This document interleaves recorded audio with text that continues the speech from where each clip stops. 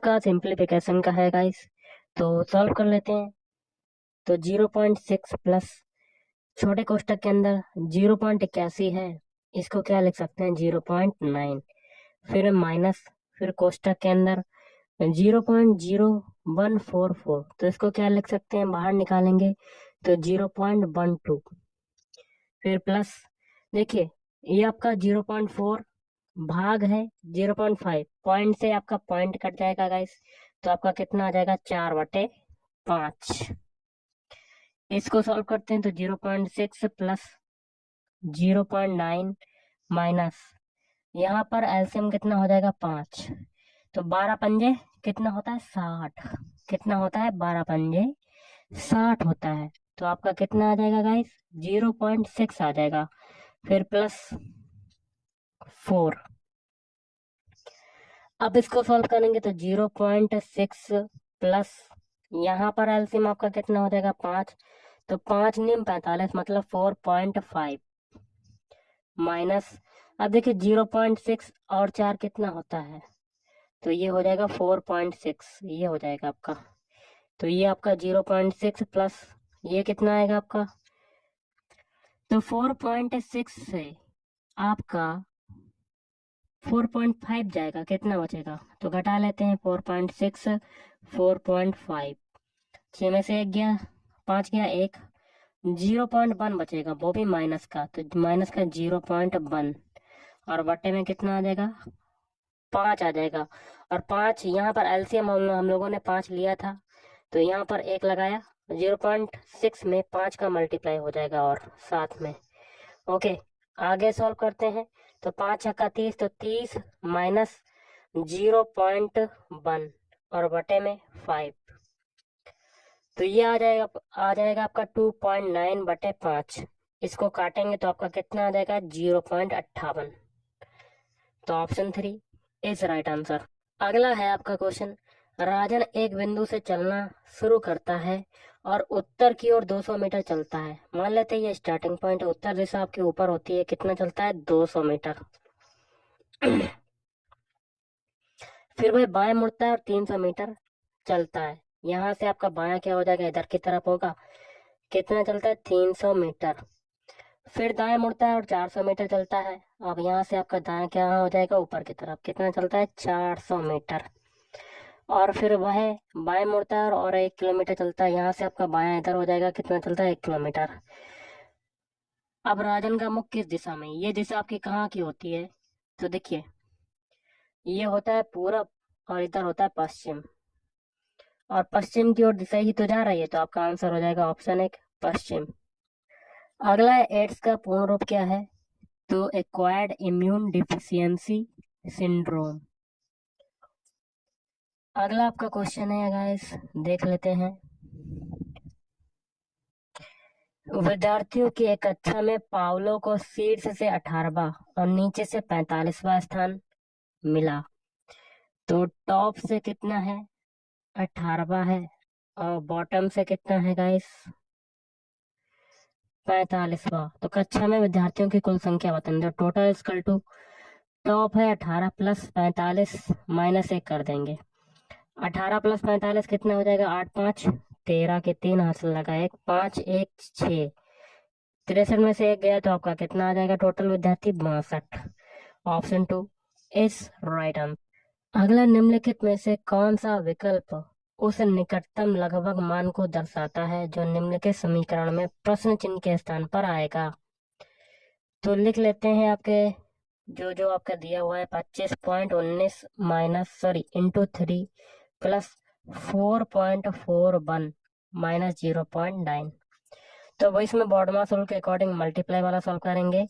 तो 25.19 में 3 का मल्टीप्लाई कर लेते हैं, तो कर लेते हैं 25 19 में 3 का मल्टीप्लाई, तो 3 निम 27 के साथ हासिल लगा 2, 3 एकम 3 3 2 5, 5 15 के 5 हासिल लगा 1, 3 दूनी 6 1 7, तो कितना आ जाएगा 75.57। फिर प्लस 4.41 माइनस 0.9, इन दोनों को पहले जोड़ देते हैं, तो 75.57 है आपका। 75.57 में 4.41 को जोड़ते हैं, तो ये 8 हो जाएगा, 8 5 4 9, 5 4 9 और 7, 79.98 में हम लोग घटा देते हैं 0.90, आपका आंसर आ जाएगा। तो 8097, तो 79.08 आपका आ रहा है। तो लगभग वैल्यू आपके कितनी आ रही है? 79.08 आ रहा है। 79.08 किसी में नहीं है, लेकिन 78 आपका आ रहा है। ओके, तो 79 के समीप आपकी कौन सी संख्या है? 78। तो आपका आंसर हो जाएगा ऑप्शन 3। क्वेश्चन है कथन निष्कर्ष का, जिसमें पहला कथन है कोई कंप्यूटर मार्कर नहीं है। तो कोई भी कंप्यूटर आपका क्या नहीं है? मार्कर। ऐसे आपका पेन डायग्राम बन जाएगा, क्रॉस लगा देंगे। दूसरा है सभी इरेजर क्या है? मार्कर। सारे इरेजर क्या हो जाएंगे? मार्कर हो जाएंगे। तो सारे के सारे इरेजर जो है अंदर समाहित हो जाएंगे मार्कर के अंदर। थोड़ा सा 1 मिनट रुकेगा, सर्किल को थोड़ा सा बड़ा बना लेते हैं। ओके, सारे इरेजर क्या है? मार्कर। तो सारे के सारे इरेजर समाहित हो जाएंगे मार्कर के अंदर। ऐसा वेन डायग्राम बनेगा। और सभी पेन क्या है? इरेजर। अब देखिए, सारे के सारे पेन भी अब इरेजर के अंदर समाहित हो रहे हैं, तो इसका भी बड़ा सर्कल बनाना पड़ेगा। सारे पेन बाहर हो जाएगा इरेजर, और अंदर वाला छोटा सा ये पेन हो जाएगा। अब निष्कर्ष क्या है? कोई पेन कंप्यूटर नहीं है। तो देखिए, पेन का दूर दूर तक कोई संबंध नहीं है कंप्यूटर से, तो पहला आपका सही हो जाएगा। दूसरा है कुछ इरेजर कंप्यूटर है, तो बिल्कुल गलत, क्योंकि इरेजर का दूर दूर तक कोई संबंध नहीं कंप्यूटर से, तो दूसरा गलत। तो आपका आंसर क्या हो जाएगा? ऑप्शन 2। केवल निष्कर्ष एक पालन करता है। अगला है आपका क्वेश्चन, न्यूलैंड्स के अष्टक नियम से पहला तत्व, यहाँ क्या बनेंगे? हाइड्रोजन है। और अंतिम ज्ञात तत्व कौन सा है? Thorium, TH। अगला निम्नलिखित में से कौन सा जीव समूह पर्यावरण को स्वच्छ रखने में सहायक होता है? तो ऑप्शन 4 जीवाणु और कवक। अगला है गोलीय दर्पण के मुख्य अक्ष के बारे में इनमें से कौन सा कथन सत्य है? तो देखिएगा, इसका आंसर आपका बनेगा ऑप्शन 4, पहला और तीसरा।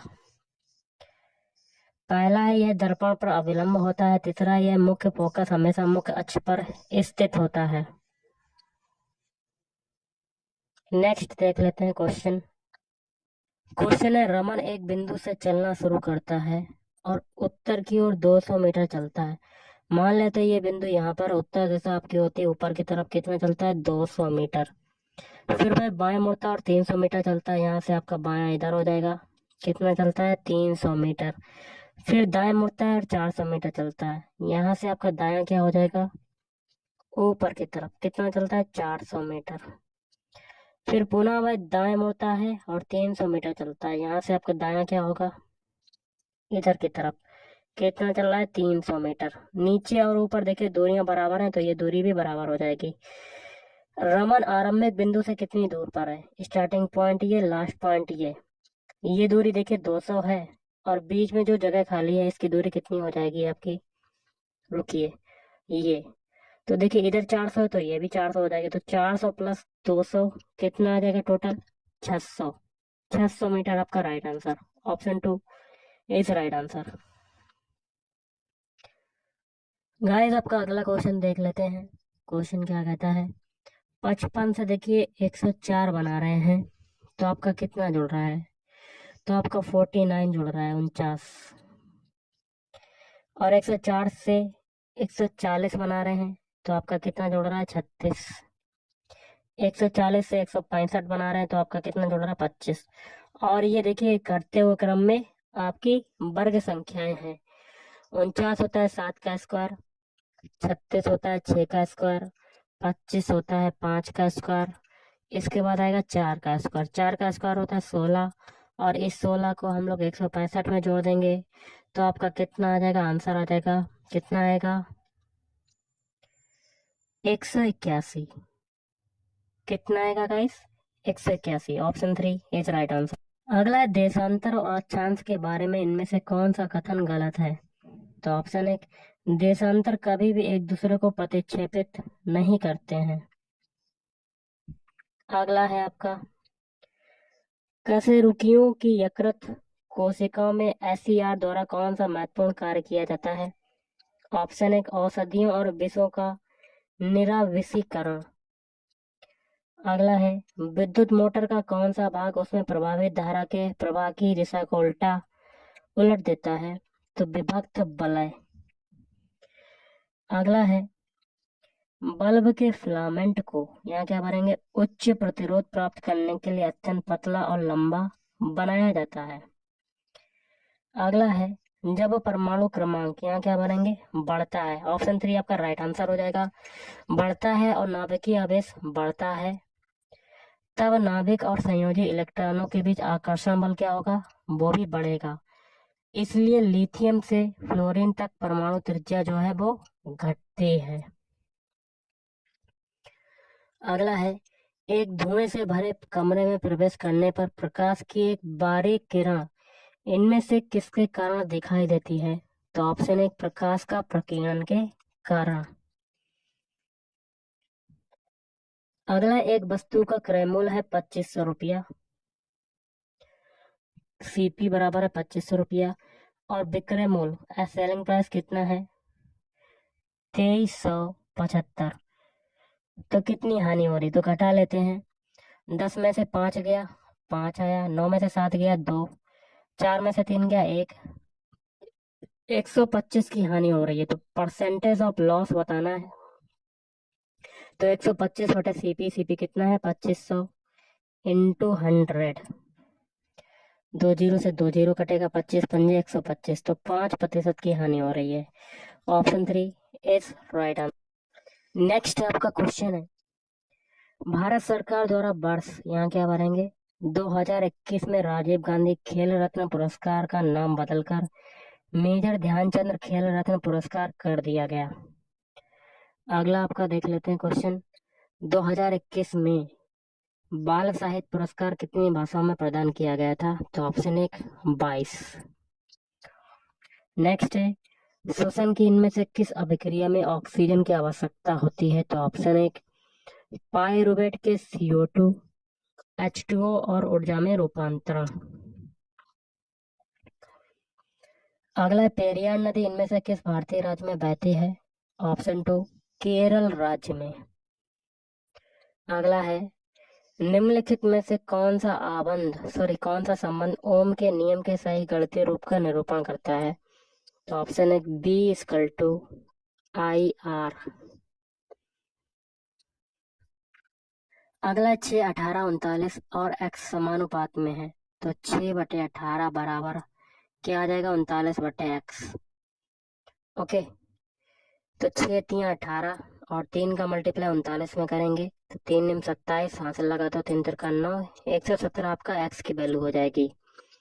Option 3 is right answer. अगला, वह प्रक्रिया जिसके द्वारा जल रिसकर भूमि में प्रवेश करता है क्या कहलाती है? अंतः यस्यंदन। अगला, उष्ण कटिबंधीय सदाबहार वन भारत के इनमें से किस राज्य में पाए जाते हैं? ऑप्शन ए, केरल राज्य में पाए जाते हैं। अगला, भारतीय संविधान राष्ट्रपति को 3 प्रकार के आपातकालों की घोषणा करने का अधिकार देता है, इनमें से कौन सा उनमें शामिल नहीं है? ऑप्शन 4, अनुच्छेद 358, सार्वजनिक स्वास्थ्य आपातकाल। अगला, निम्नलिखित में से कौन सा कथन सही है? तो ऑप्शन 3, पहला और दूसरा कथन सही है। पहला का है, टिन लेड मिश्र धातु का उपयोग फ्यूज तार बनाने के लिए किया जाता है। दूसरा है, फ्यूज को विद्युतमय तार से जोड़ा जाता है। अगला देख लेते हैं क्वेश्चन क्या कहता है, क्लोर एल्कली प्रक्रिया में 3 उत्पाद उत्पन्न होते हैं, कौन कौन से? हाइड्रोजन, क्लोरीन और सोडियम हाइड्रोक्साइड NaOH। अगला है, चलो लोकू उत्सव किस राज्य में मनाया जाता है? ऑप्शन 4, अरुणाचल प्रदेश में। अगला, निम्नलिखित असंतुलित समीकरण द्वारा निर्दिष्ट किए गए अनुसार प्रकाश संश्लेषण की प्रक्रिया में क्रमशः कितने जल और कार्बन डाइऑक्साइड अणु भाग लेते हैं? तो ऑप्शन 3, 6 और 6। अगला 1930 में नमक उत्पादन पर ब्रिटिश एकाधिकार के खिलाफ इनमें से कौन सा अहिंसक विरोध किया गया था? ऑप्शन 4 दांडी यात्रा। अगला है प्रथम पंचवर्षीय योजना के शुभारंभ के समय योजना आयोग के अध्यक्ष इनमें से कौन से थे? ऑप्शन 2 जवाहरलाल नेहरू।